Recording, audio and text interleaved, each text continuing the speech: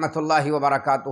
ہمارے بھائی نے ایک مسئلہ پوچھا ہے جس کی بہت اہم مسئلہ ہے اور ضرورت بھی ہے، اور بالخصوص رمضان المبارک کے حوالے سے اس کا بڑا تعلق ہے۔ ہمارے بھائی کہتے ہیں میں ایک الرجی کا مریض ہوں، اور میں جب روزہ رکھ لیتا ہوں تو کچھ وقت گزرنے کے بعد میرا جو وہ روزہ ہے میری طبیعت خراب ہونے لگ جاتی ہے، مجھے الرجی ہو جاتی ہے، اور پھر میرے پاس ایک سپرے ہے، وہ سپرے میں ناک میں مارتا ہوں، پھر وہ اس کا ذائقہ بھی گلے میں محسوس کرتا ہوں، اور کہتے ہیں کہ اس سے روزہ ٹوٹ جاتا ہے یا نہیں ٹوٹتا۔ الحمدللہ والصلاۃ والسلام علی رسول اللہ، اما بعد، فاعوذ باللہ من الشیطان الرجیم، بسم اللہ الرحمن الرحیم۔ سب سے پہلے تو میں اپنے اس بھائی کے لیے دعا کرتا ہوں، اور آپ سب آمین کہیں کہ یا اللہ، امت مسلمہ میں سے کوئی بھی مومن، کوئی بھی مومنات میں سے، مسلمات میں سے کوئی بھی ہمارا بھائی، ہماری بہن، ہماری ماں، ہماری بیٹی، کوئی بھی الرجی کی وجہ سے بیمار ہے، پریشان ہے، الرجی کا معاملہ ہے، تو اللہ تبارک و تعالیٰ ان کو اسی رمضان المبارک میں اللہ تبارک و تعالیٰ شفائے عاجلہ کاملہ عطا فرمائے۔ آپ سب آمین کہہ دیجئے گا، اللہ تبارک و تعالیٰ انشاءاللہ ہماری دعا ضرور قبول فرمائیں گے۔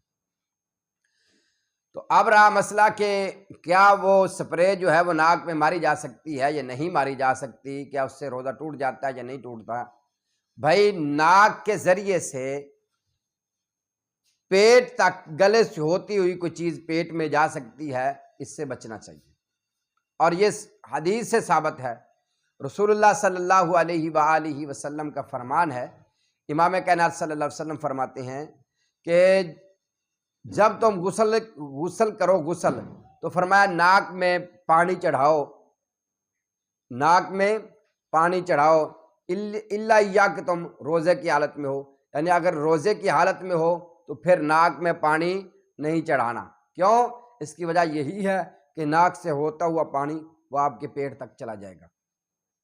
تو یہ بات تو حدیث صحیحہ سے ثابت ہو گئی ہے کہ ناک کے ذریعے سے کوئی چیز اندر جا سکتی ہے، تو نبی پاک صلی اللہ علیہ وسلم نے اسی لیے منع فرمایا ہے کہ جب روزے کی حالت میں ہو تو ناک میں پانی چڑھانا نہیں۔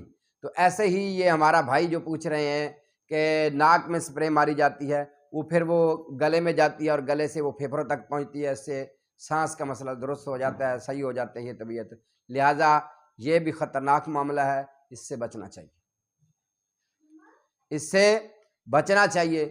ہاں، جب آپ سحری کرتے ہیں تو اس وقت مار لیجئے، اور جب افطاری کرتے ہیں تو اس وقت مار لیجئے۔ اگر زیادہ طبیعت خراب ہے تو اللہ تبارک و تعالیٰ نے جب یہ رخصتی دے دی ہے کہ جب تم میں سے کوئی مریض ہو یا سفر میں ہو تو پھر وہ دوسرے دنوں میں گنتی پوری کر سکتا ہے، تو لہٰذا میرے بھائی اس سے بچنا ہے انشاءاللہ تعالیٰ۔